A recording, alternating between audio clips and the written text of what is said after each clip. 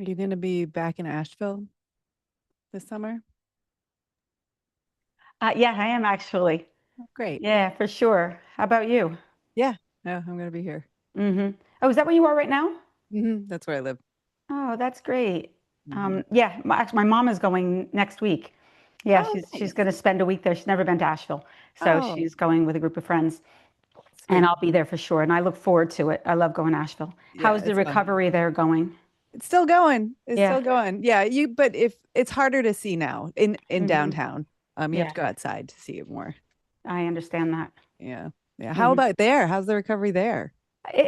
I mean, it's the same thing in that, I mean, you can really tell still because it's just miles and miles of nothing. And, but it doesn't look like Armageddon.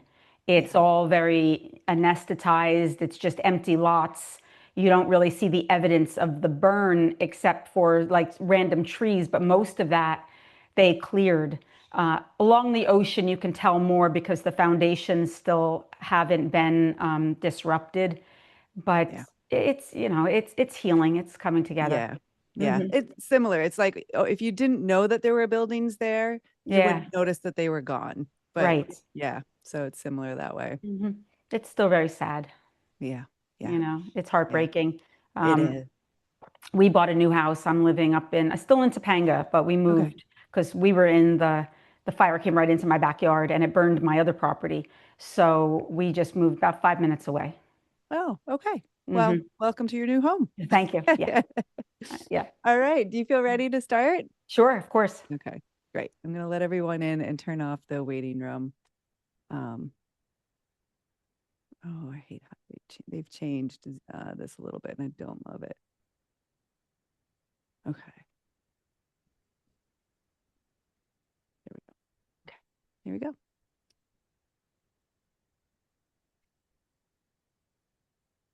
Welcome, welcome, everyone. Just taking a moment, letting us arrive. Nice, taking a breath. Lovely.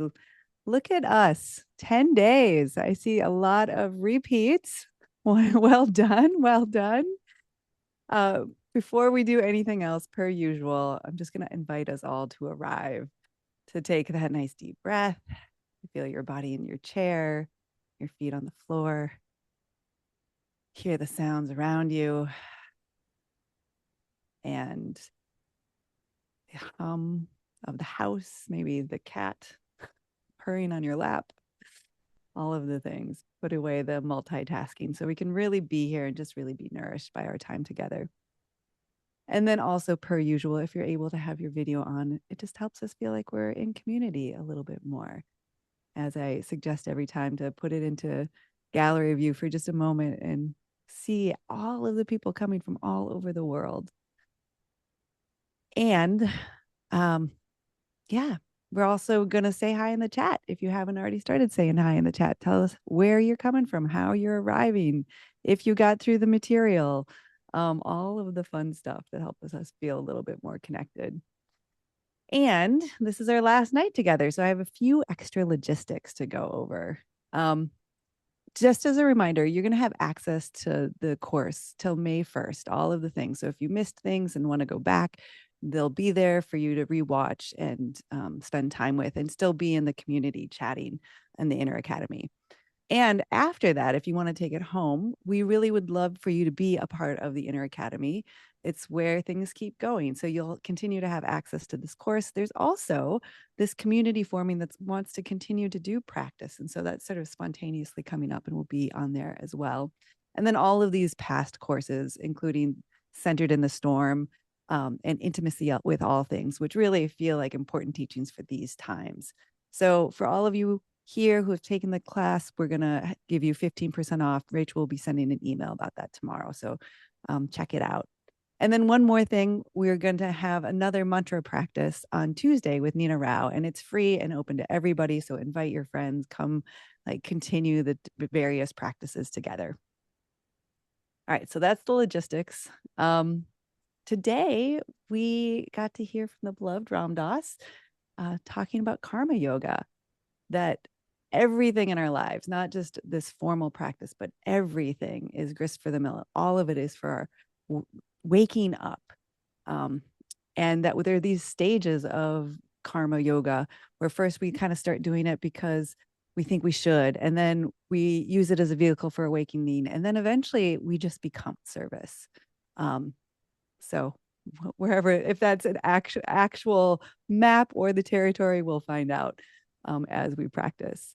But tonight we get to go further with someone who I really am grateful is here with us on this course. We're going to have the usual format where we have some practice, some teaching. We'll stick around for some live audience Q&A, and then have the breakout rooms at the end for the last 15 minutes.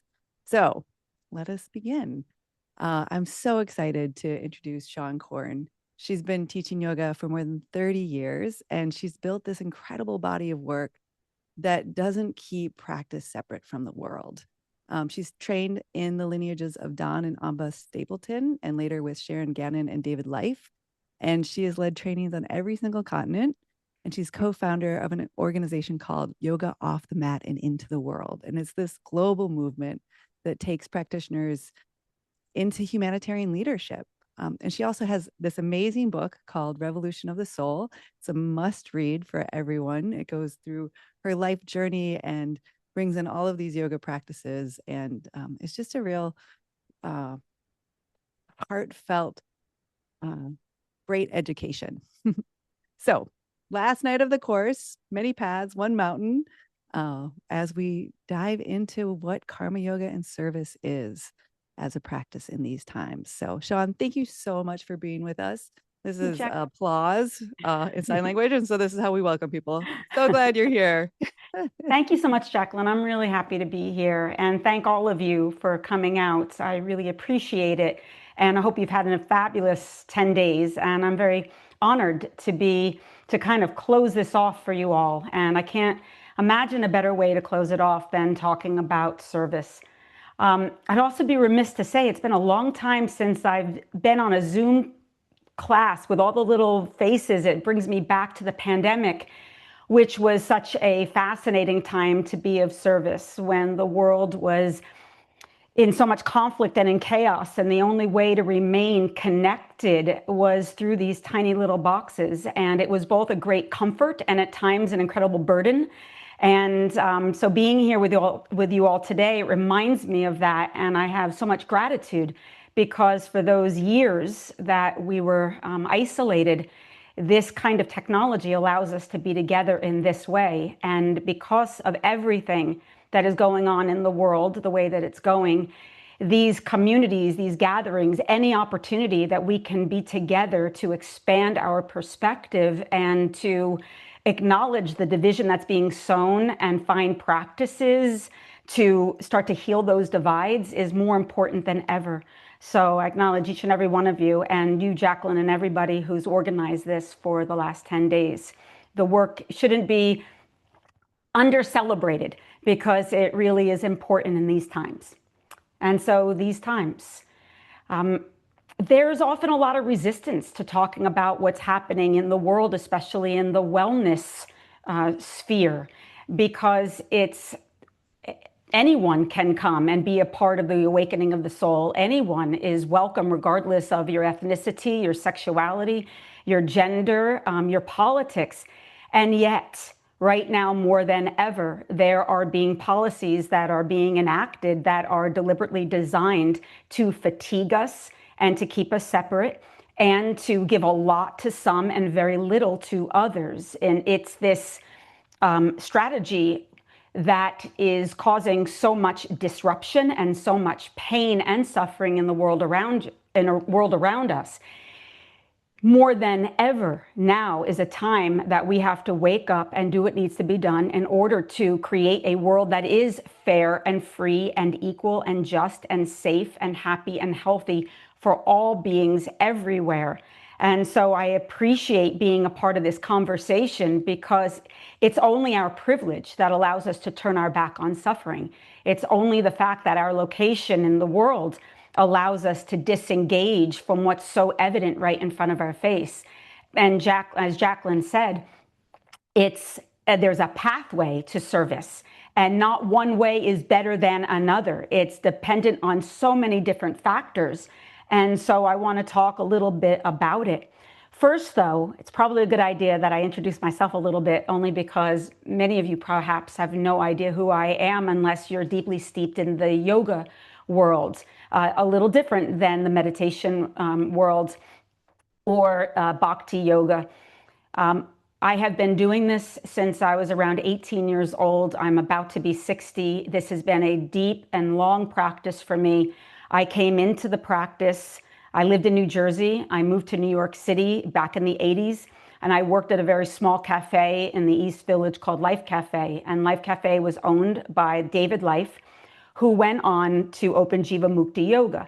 And at that time, at that restaurant or cafe, everybody was doing drugs, and I loved drugs. I loved it, especially hallucinogenics. I was a big fan, and anything to get out of my way at that time, as one does when you're 18 years old. And David became really invested in yoga and in veganism and started to enforce these different rules within the cafe, and said that you can keep your job, but you have to get off drugs and alcohol and you have to do yoga, or you can continue doing what you're doing, but you're fired. It was like that was really the choice. And I really needed the job. And thankfully, I wasn't far enough along in my journey with drugs and alcohol that I got onto the yoga mat. And at first, the yoga mat was purely physical for me. I was raised in an agnostic family, borderlining on atheism. And there wasn't a lot of spirituality introduced into my home, although it was surrounding me in my upbringing. A lot of Christianity, Catholicism, Judaism. And the God that I was picking up was a very judgmental God, patriarchal God, a punishing God. And so I had this paranoia around God, this real paranoia.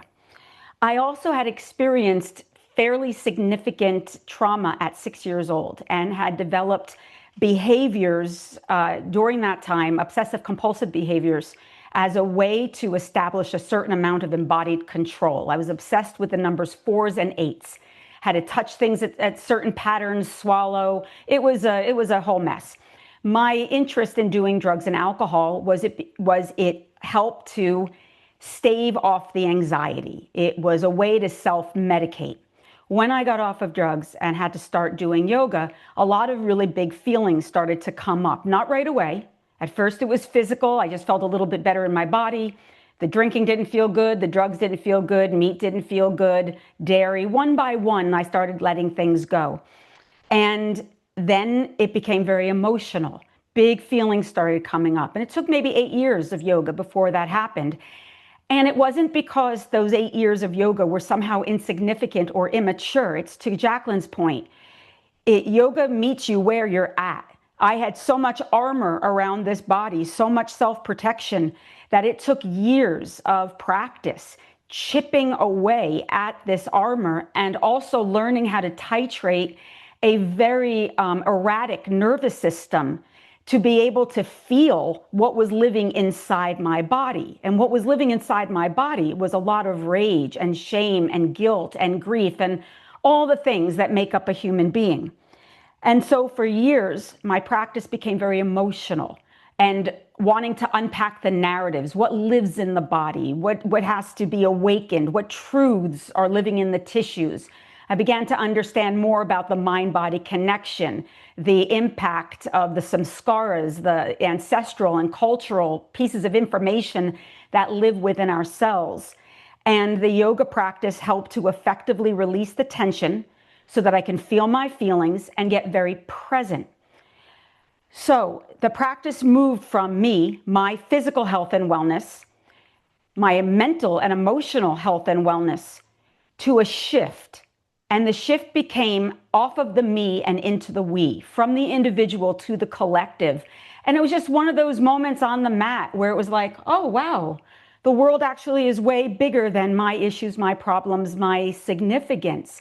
And my liberation is bound. My freedom is bound. And I can't turn away. I actually have to orient towards. And this started a really deep inquiry about how did I want to show up to yoga from that point forward.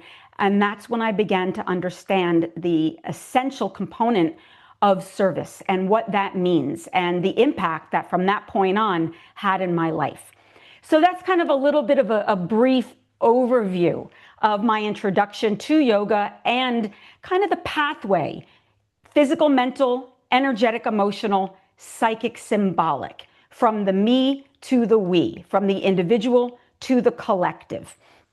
And again, that the rhythm in which I practiced was very significant to my age, my trauma, my upbringing, at the time, my lack of education. It all was in the exact speed in which I could navigate. So when I lived in New York, I had also got very involved in different social justice actions. I belonged to some very radical organizations, and I was big on protesting, gay rights, pro-choice. These were the things at that time I tended to orient towards. And I was a terrible activist, and I'll tell you why. At the time, I wouldn't have thought this. I would have thought I was engaged and passionate and dynamic in my public speaking and in my intention in rallying people together. I had stopped my activism when the yoga practice became more emotional. I realized I had a lot of trauma and there was a lot of things I had to heal. It wasn't a big thought. It's just I couldn't handle everything. I found this photograph of myself some years back.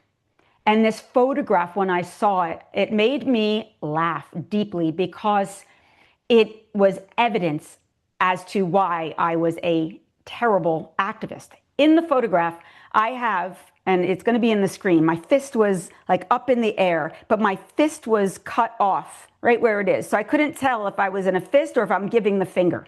I'm in front of a lot of pro-life activists. They're holding Bibles and all sorts of propaganda. I'm on stage with a bunch of pro-choice activists. We have our own propaganda. And I've got the fist or finger in the air, and I have a megaphone. In the photograph, my head is slightly thrown back. My mouth is wide open. I must be screaming something, and my eyes are shut. And I'm looking out into the crowd in the photograph. And what's amazing is that their head is tilted up towards me, mouths open, eyes closed. And in that photograph, I came to understand why my activism was so ineffectual. When I was done with a rally, I felt great. I felt loose and excited, and I would go back with my friends and we would break it all down and, we would get into the drama of it. Next morning, the next afternoon, 2 days later, the anxiety would build up in my body again. I would start to feel this need to get out and protest, this need to call out a wrong, an injustice. And I realized why I wasn't any good at what I did, and also why most people aren't good at being in service in this particular way. Because I had so much unhealed trauma, and because I understand now about the mind-body connection, when I would show up at a protest and yell and scream and fist up to the air, I was actually discharging energy. I was all the internalized rage that I felt, all the internalized oppression that I had experienced myself, my own trauma. I was given this outlet to express it, to rinse it, and it felt good until it didn't, because I was never actually processing where that rage came from. I never really understood what was living in my body, and instead I was dumping it on the population in front of me, walking away from it and wreaking some havoc. And this is why the principles of yoga and meditation and mindfulness practices and all of their myriad of forms are so incredibly important, because they give us the necessary skills to turn the mirror back onto ourselves so that we can recognize, where are we creating separation? Where are we creating division? Where are we, because of our own unhealed wounds, creating more conflict? Doing these practices demand that we look at the internalized racism, sexism, misogyny, homophobia, transphobia, ageism, ableism, race, prejudice, and bias that all of us have absorbed from our religion, our culture, our education. It can't be avoided if you're in a body. Yoga gave me a framework to understand this better, so that getting out and making a difference requires, as Ram Dass would say, love above all, that we are all here to walk each other home. That is one of his oft quoted messages. And what he was trying to say is that service, it's not charity that's performed from superiority. And it's not activism that's fueled by a sense of outrage. That service it's love inactive. It's a way of recognizing yourself in the perceived other. And if you can't recognize yourself in the perceived other, then you're actually creating more conflict. You're creating more pain, more suffering, and you're contributing to that conflict. So far, is making sense to you? Give me little fingers if it's okay. So when I think about Ram Dass, I was thinking about this earlier today, because Ram Dass also came from, as an East Coast Jewish woman, even though I wasn't raised Jewish, that's my culture, growing up and engaging in the 80s, where there is sex, drugs, rock and roll. My teachers were a little grittier. I couldn't relate to the teachers that seemed devoid of the complexities of humanity. I wanted teachers that were rough around the edges, that were still a little bit singed, that weren't afraid of their own history, and they weren't afraid to share it. And so Ram Dass became one of the teachers that I oriented towards because of his own history and his willingness at a time to disclose the vulnerability and the challenges of his own humanity, all the way up until his death. And so these are the teachers that remind me that it doesn't have to be clean, it doesn't have to be neat, but it does have to be steeped in love. It does have to be generous, and you do have to be doing your own inner work at all times. Otherwise, the service becomes codependent. Here, let me fix you. Let me change you. Let me make your life better, but not actually turning it inward and making sure that this container is integrated and whole. In the yoga practice, there's what's called the 8 limbs of yoga. And these are basically kind of the golden rules. They're here's what you do and here's what you don't do. And I try to, or rather it's the opposite. Here's what you don't do, here's what you do. And I try to follow that in my own life. And I try to really take that into consideration in every aspect of my experience. When I started getting involved in more social justice, I can't even begin to tell you how many people would come to me and say that, why are you talking about racism in your class? Why are you talking about politics in your class? We don't want to hear that. You're bumming out our zen. We came here to get calm and centered, and you're bringing up things that are making us feel bad or guilty or uncomfortable. And I understood the complaint, but it went against everything that within my own practice I thought was really important. And that's because in the yamas and the niyamas, the very first tenet of these rules is something that's called ahimsa. And ahimsa means do no harm.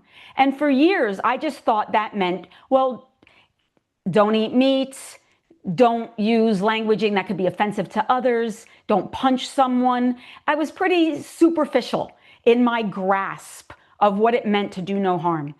As I matured, And as the practice moved from the me to the we, from the individual to the collective, I recognized that ahimsa means that even your silence is violence. That to not turn towards suffering as it exists means that you're complicit to that suffering. By ignoring the racism, the sexism, the homophobia, the transphobia, the politics that exist that are right in front of our face, means we're complicit, and it means that we are practicing harm on others. And so there, to me, was no separation, and it became a commitment to find ways to work within the yoga and in the mindfulness realm to look at what does leadership mean.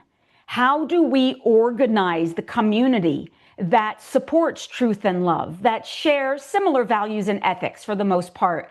How do we organize and work together as a constituency, if you will, to create inside-out change? We're a powerful community. We're an educated community. We're a community that pays taxes, that statistically vote. And there's a lot of power in that. And so to me, it was about how dare I personally not go towards the separation, since that is what yoga is all about.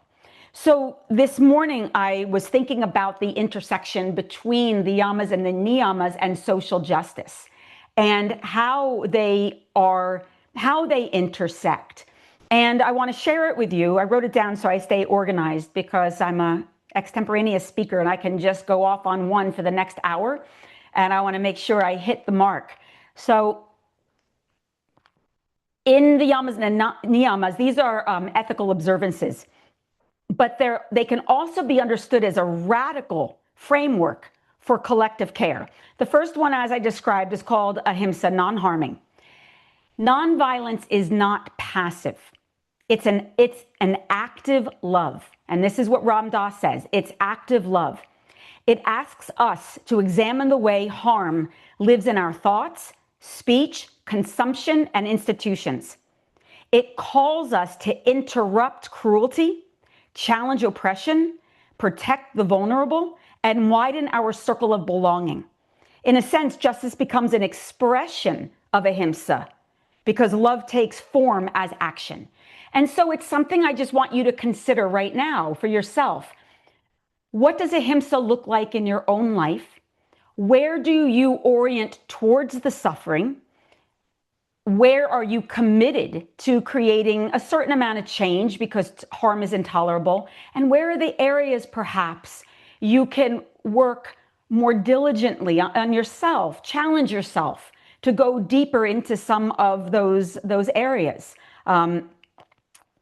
Calling out perhaps within your own family, if it's safe, policies within this administration, finding ways to talk about the injustice that is happening because of women's reproductive rights being taken away, what's happening to our animals. Finding spaciousness for these conversations is a form of ahimsa. The second one is satya. Satya is telling the truth. And so again, we think about that as not lying, but in social justice, it goes deeper. It asks us to tell the truth, especially when the truth is inconvenient, to see clearly, to refuse denial, to examine the stories that we've inherited about race, power, privilege, gender, and worth. Truth is not just personal honesty.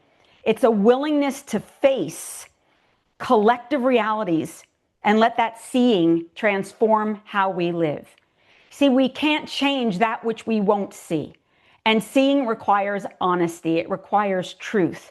And so part of that is what I mentioned earlier. It's examining what we've internalized. Like when someone says to me, I'm not racist, and they're a person who looks like me, a white person.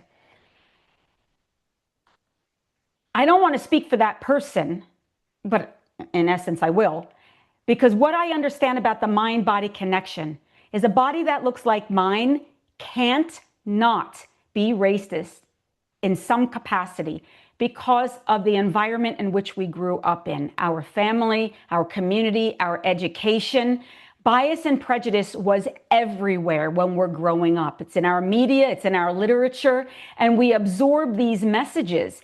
And maybe overtly, we wouldn't do something that was racist. But you put a body like this in a situation where it gets overwhelmed, where it gets afraid, where the nervous system gets activated, my fight or flight response is going to orient towards the messages that the body has received on a more primal level within the brain. And so it's important just to own it. It's like, yes, racist, sexist, homophobic, transphobic, ageist, ableist, it all lives within the body. To deny it doesn't give us any room for growth. It doesn't allow space for change. And so Satya becomes one of the first pathways where we can begin to tell the truth to ourselves. And it also allows us to have more compassion for the perceived other. People say and do things based on their conditioning, based on the neural pathways that influence their perception. It takes a long time to change those neural pathways. Meditation helps, yoga helps, but these are sincere practices that require daily effort. Most people don't have the time or interest. They are in the familiarity of their own sensation and control and not willing to strip away those limiting beliefs and take ownership of the truth that's embodied. Asteya is the third principle, and this is non-stealing. And again, normally we think about it as you don't take things that belong to others, very superficial. But when it comes to social justice, what has been taken from peoples, cultures, laborers, and the earth? Asteya expands our understanding of theft beyond the personal.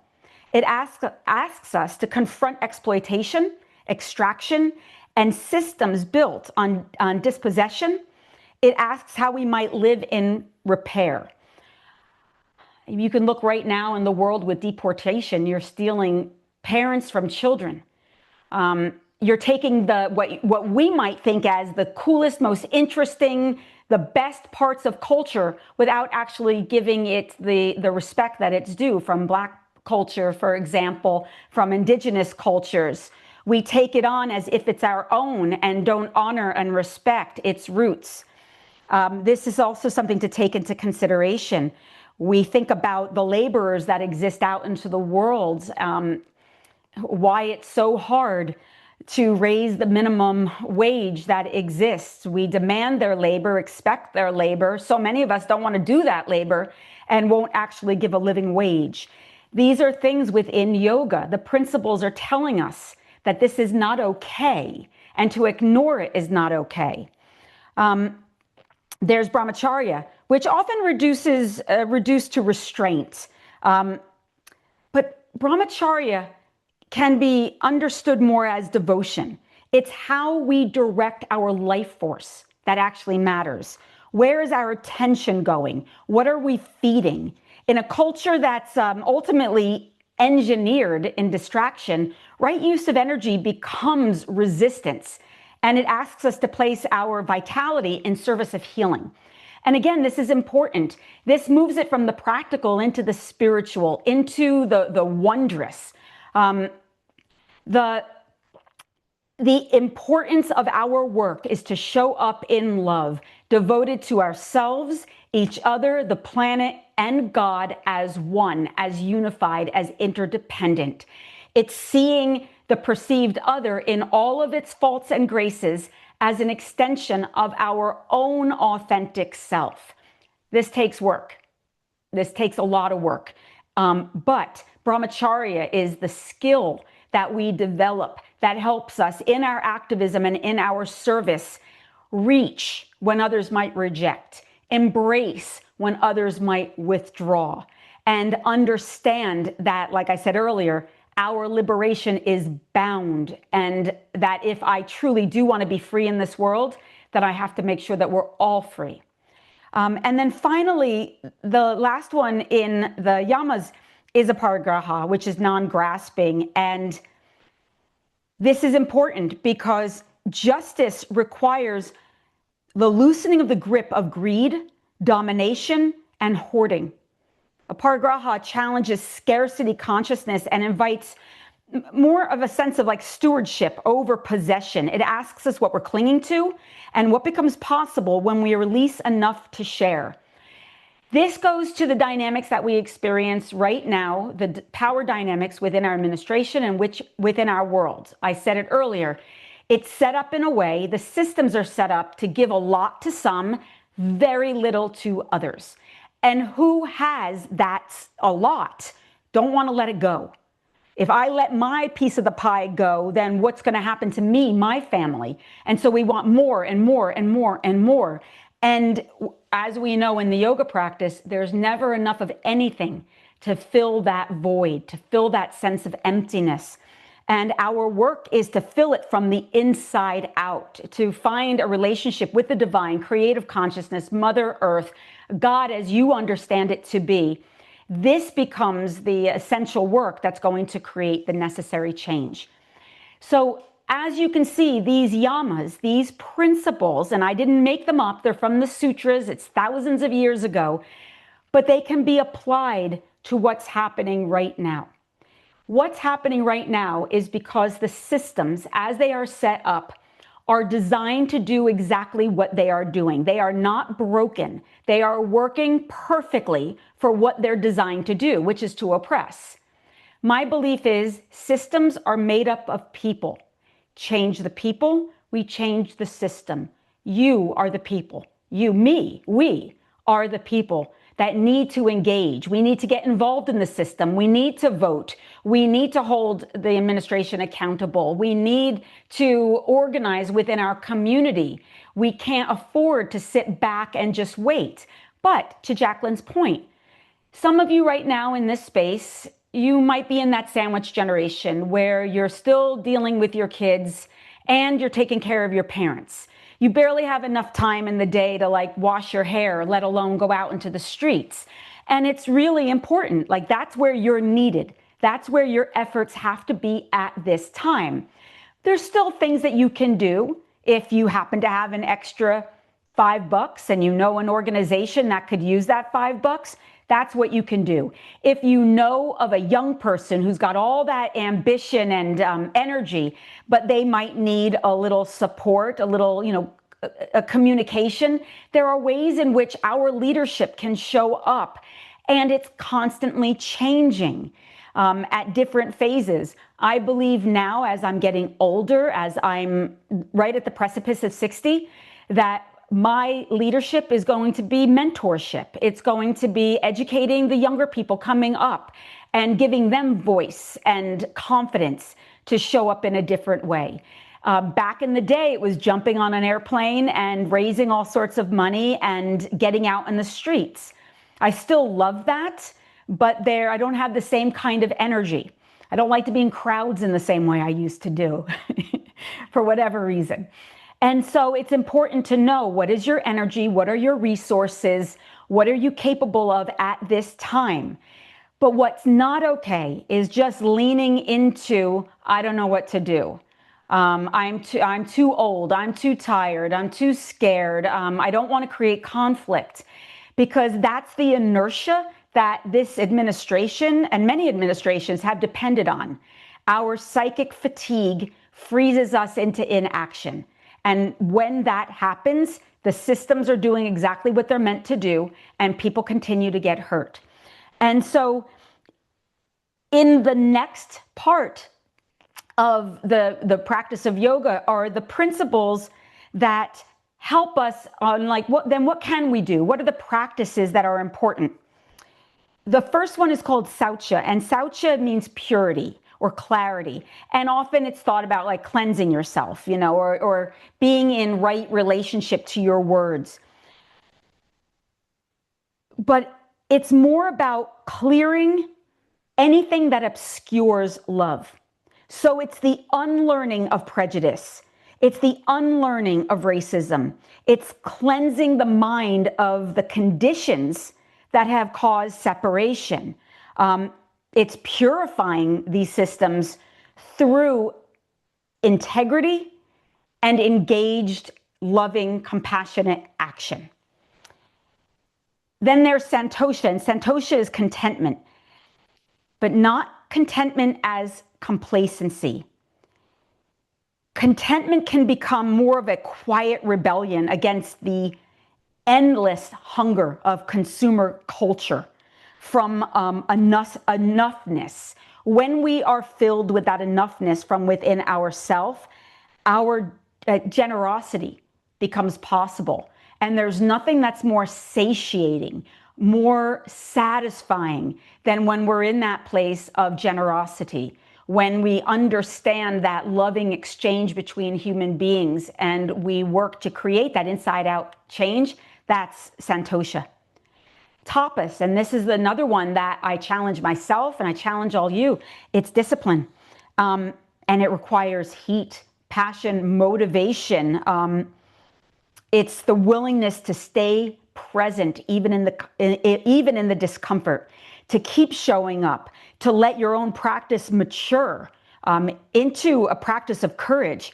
Any kind of justice work, service work, action requires tapas, because love that endures requires commitment. It requires discipline. It requires proactivity.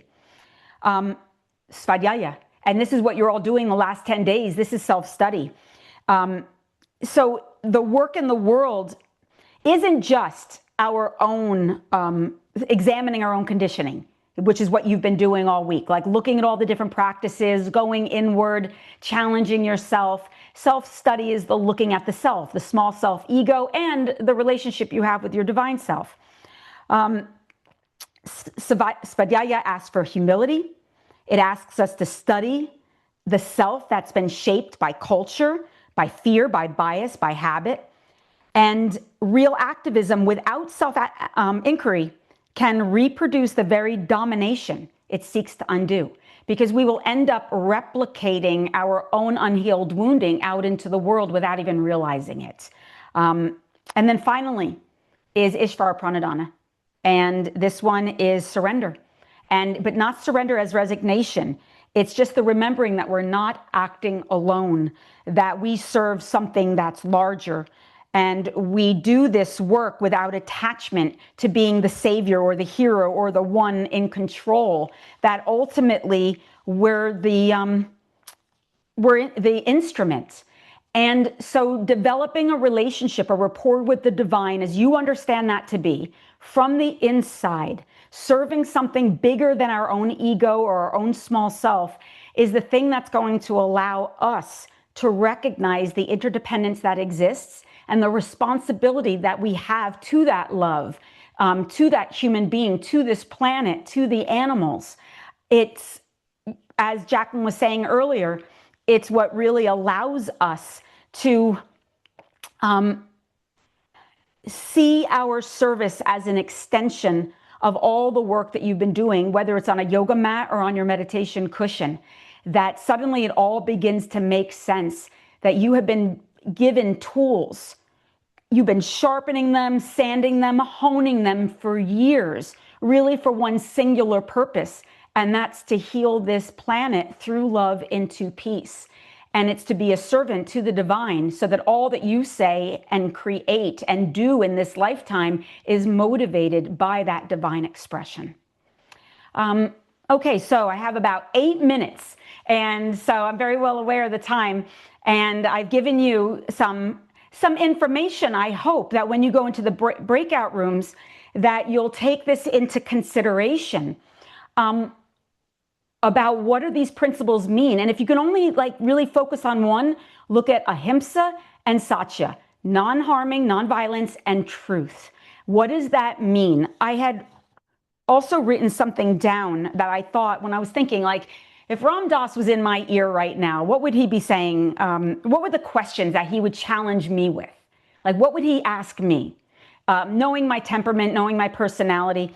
And I came up with 3. Can you fight injustice without hatred? This is, again, I'm imagining Ram Dass in my ear. Can you fight injustice without hatred?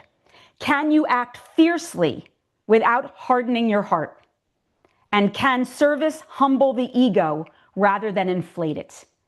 Those are the 3 questions that I ask in your breakout groups. Maybe ponder, take one of them and break it up a little bit and see if what comes out of that for you. When I think about where I received these messages, all different kinds of teachers and teachings over the years, there's a story at the very end of my book. At my book. I'm going to read it to you, and then I'm going to lead you through a little prayer meditation. It's a short, very, very short story. And this story is about my dad, who was also a yoga teacher, and shared with me a very important principle that shows up in my yoga, in my life, and certainly in my service. And I thought it was the right story to share with you all. This is my book, Revolution of the Soul. Now, also understand that my father was very colorful. So the language, my father, I'm quoting him, and it's, you'll see. But it's not intended to be offensive. It just is what it is. It's also, though, about my dad's last days. And so for those of you who have, like, a dead daddy, just be aware that it's a little heart-centered. My father was diagnosed with kidney cancer in 2003. It would take 7 years and countless experimental treatments until finally there were no more treatments to be done and no more time to be had. The cancer had taken over his body, and he was told to prepare to die. The morning after we got the news, he and I went outside and made our way slowly across the lawn, my arm hooked around his to hold him up. His body was weak and wasted from the disease. We stood by the lake in the backyard in silence, looking up at the rising sun. After a long while, my father spoke without taking his eyes off the horizon. Let me tell you a little something about life. He paused for a moment, took a breath, and continued. It will fuck you in the ass. As I opened my mouth to protest, he put his arms around me, pulled me closer to his chest, and continued. But it will also give you this daughter to hold, and this sunrise, and more beauty than any one of us can ever possibly deserve. I'm not going to lie to you, baby. This next part is going to get rough. I know my death will be hard for you. I know it will break your heart. Let it crack you wide open. Please, for me, don't miss a moment of this. Not a single awful, tragic second. Be with this loss. Be with your grief fully. I know it will hurt, but here's the gift, and never forget this. Then he turned me around so I can look into his eyes, blue-gray eyes with yellow around the pupil that matched mine exactly. We stared at each other for the longest time, absorbing each other into our memory. Tears began to pour out of me. He pulled me tighter to him and whispered into the side of my head, for you to hurt this badly only means you got to love that big. And if that's all you get in a single lifetime, you are more than blessed. That's all there is, love. Let that love lead your life and your choices. Let it become who you are, and just be grateful for all of it. Life is really hard, but it's also really good, and it's all yours, my baby. So grab it hard, hold it tight, learn all you can, experience everything. And when it comes time to go, like I need to now, just be thankful for it all.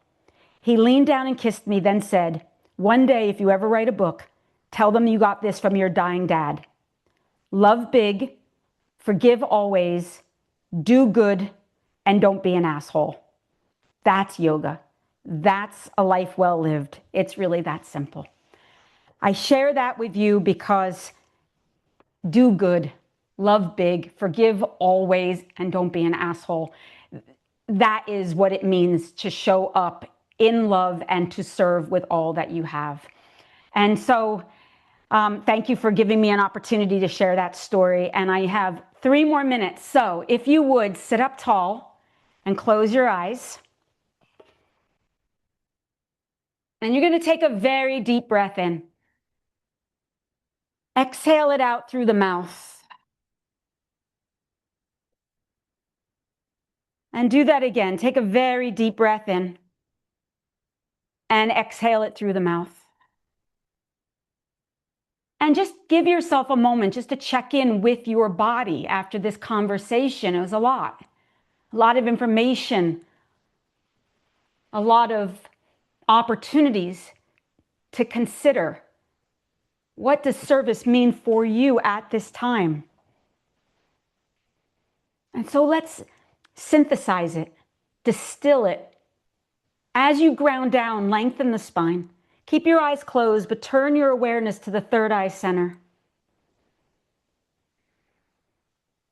To be of service is not to disappear into sacrifice or make holiness out of exhaustion. It's to keep the heart permeable in a world that trains it to close. It is to kneel beside what hurts without turning away. It's to stay when staying matters. It's to offer your hands where something is breaking. Service is love with its sleeves rolled up. It is the meal cooked when grief has emptied a friend, the truth spoken when silence protects harm, the body placed in the street when justice asks for courage. It's the listening that asks for nothing back. Sometimes service is fierce, a boundary, a refusal, a holy no.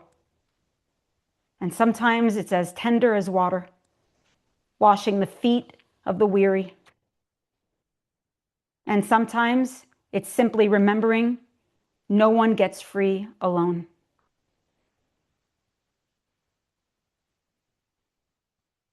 Take another deep breath. Exhale it out. And then place your palms into prayer. And we invoke the power and the presence of spirit within and beyond.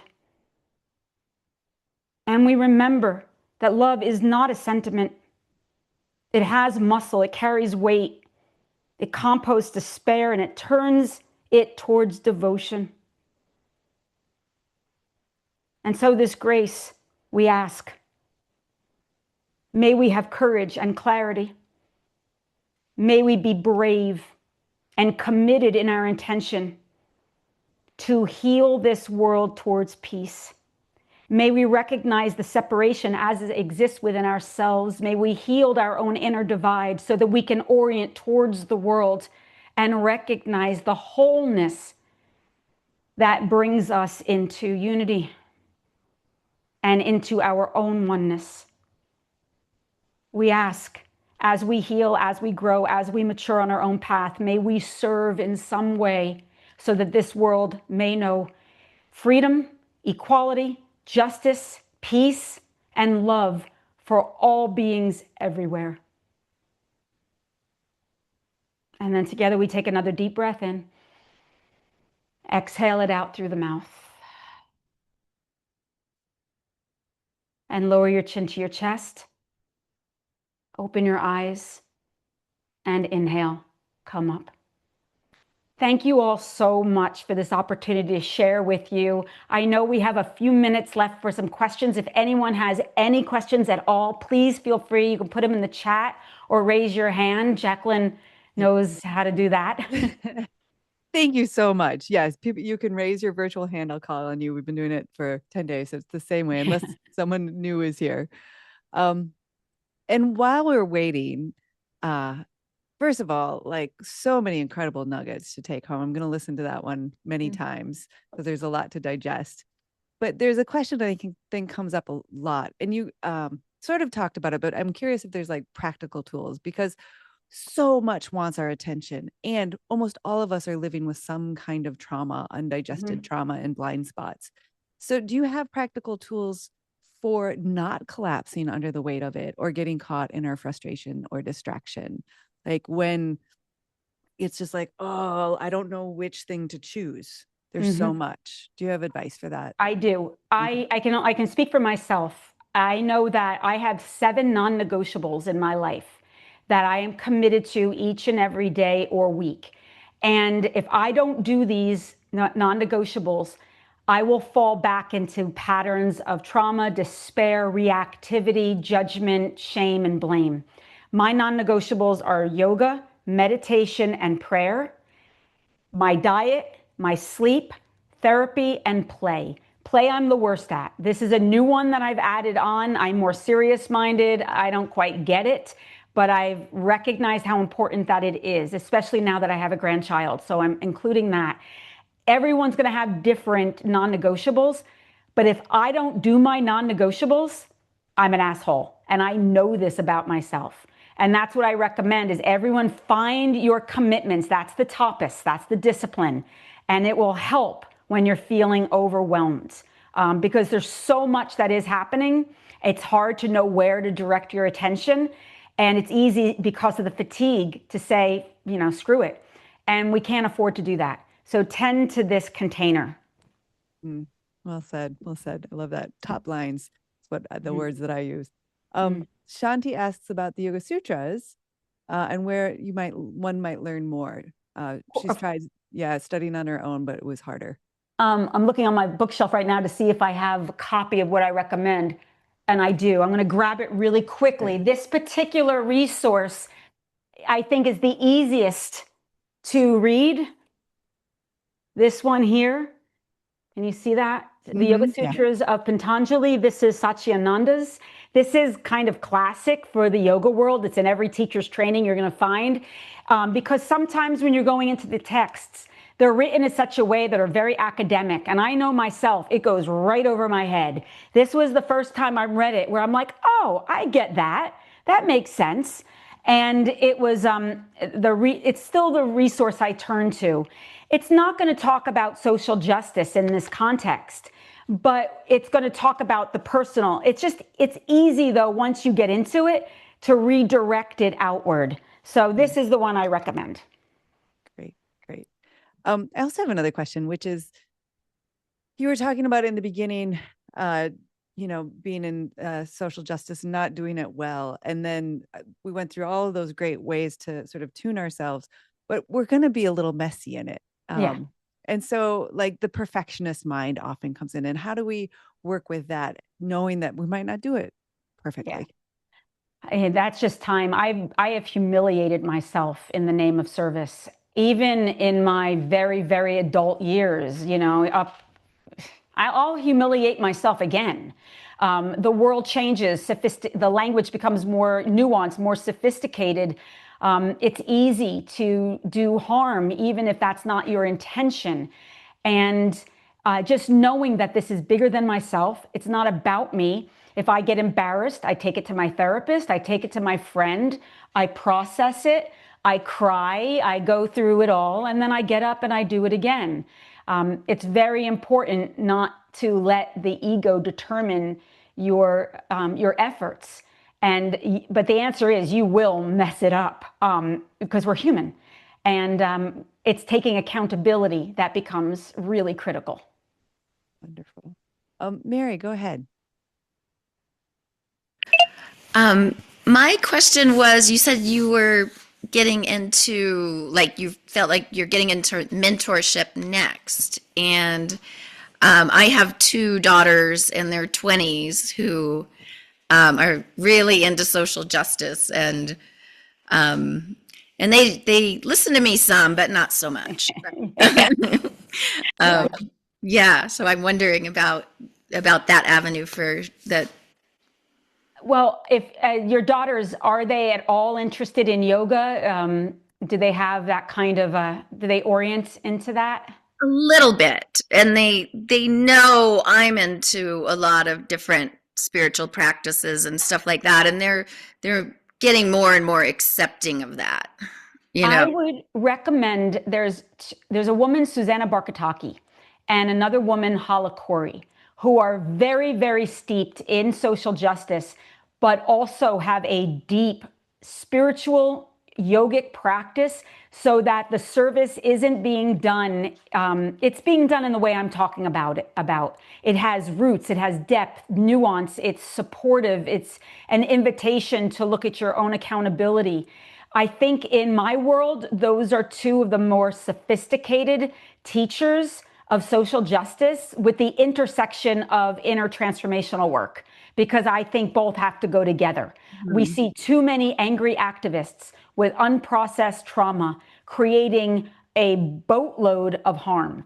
And we need more people interested in social justice who are also interested in self accountability and humanity.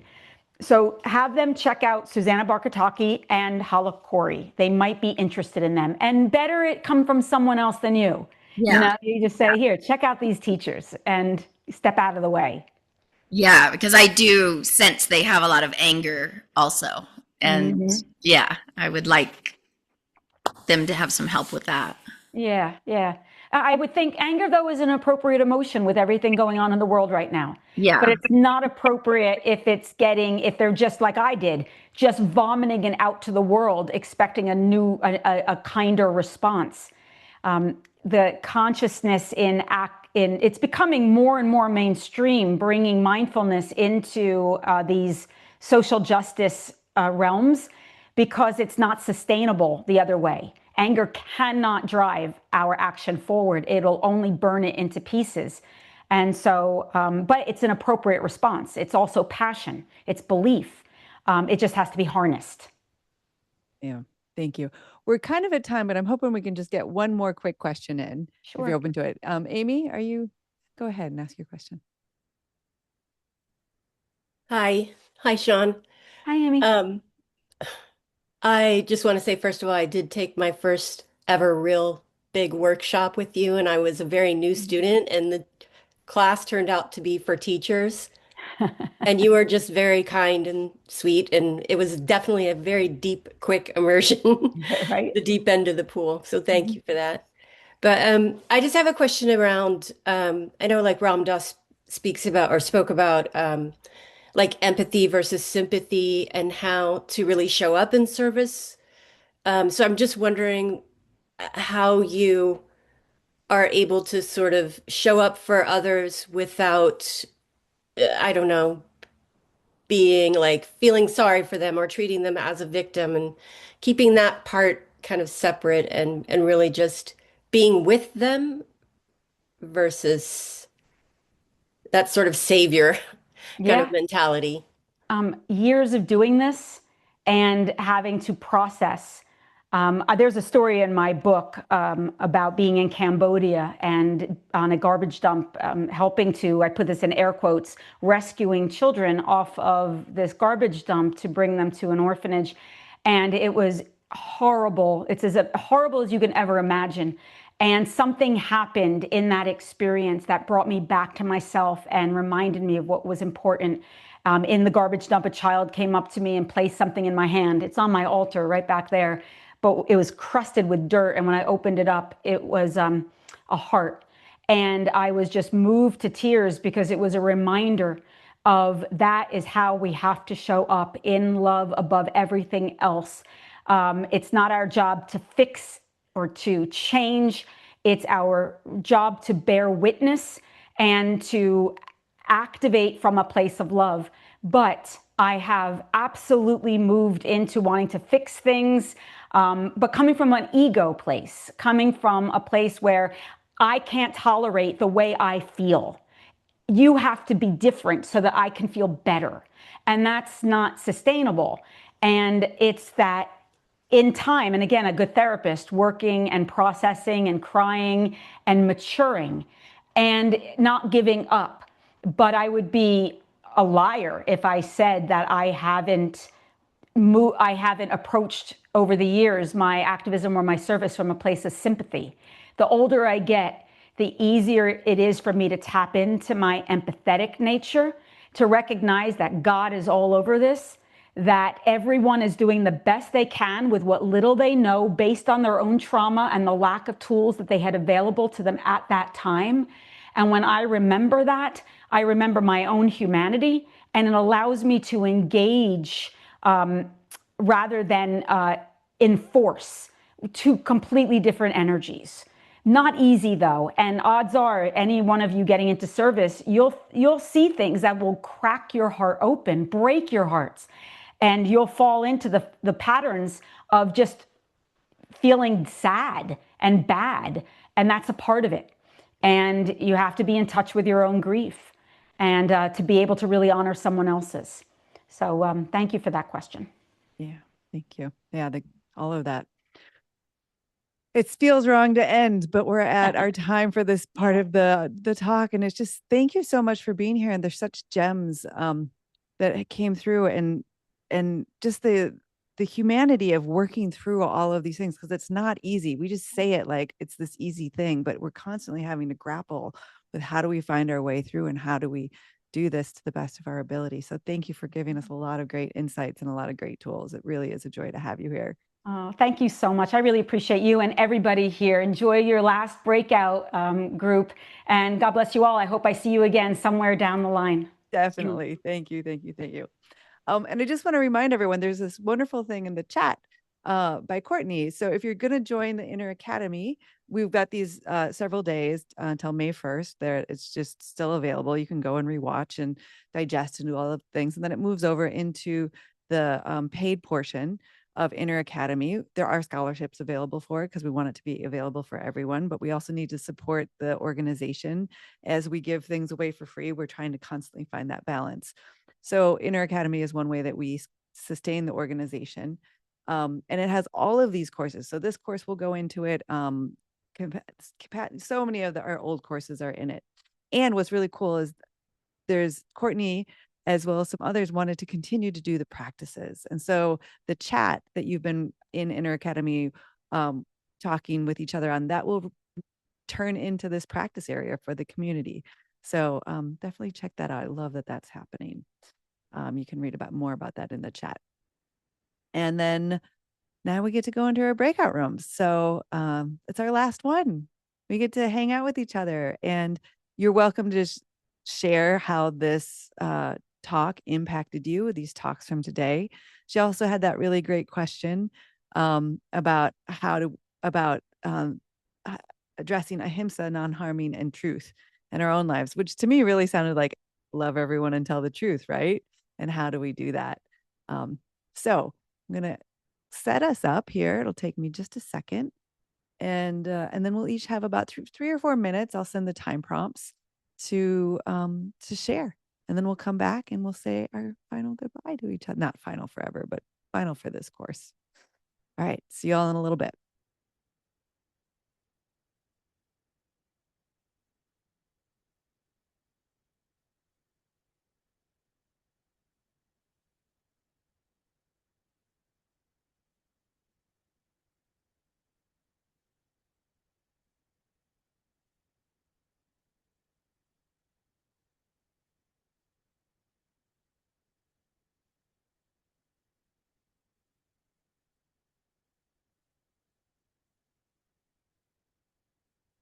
Oh.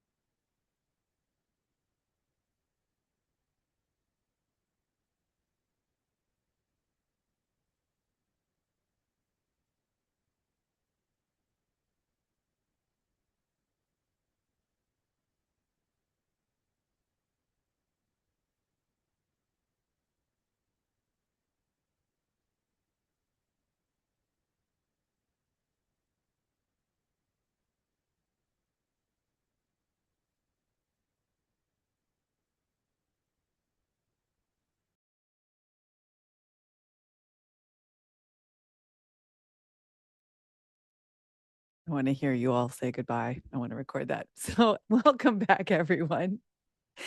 I hope you had some really, my cat just jumped up on my lap with her claws. Sorry.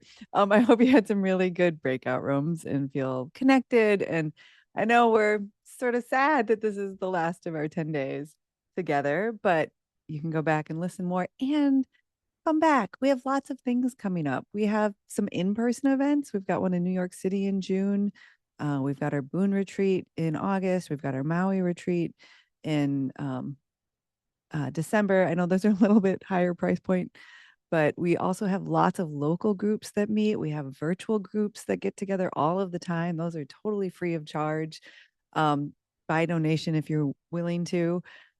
We have, all of the different ways that we can keep trying to get together, keep doing practice together. So please do come Tuesday for our mantra practice with Nina as well. And do sign up for the Inner Academy so that you can continue this practice with others in that great community that's forming that way. And I just want to say thank you. Thank you to Ram Dass. I mean, again, without him, we would not be here. Thank you for all of the wisdom that he brought. Thank you all for showing up, for choosing to spend your time this way. Thank you for all of the incredible teachers that have come. And I forgot to unmute you. So just lots and lots of gratitude. And then as I fumble around here, I'm going to find the way so I can unmute you so we could say goodbye to each other. Give me 1 second.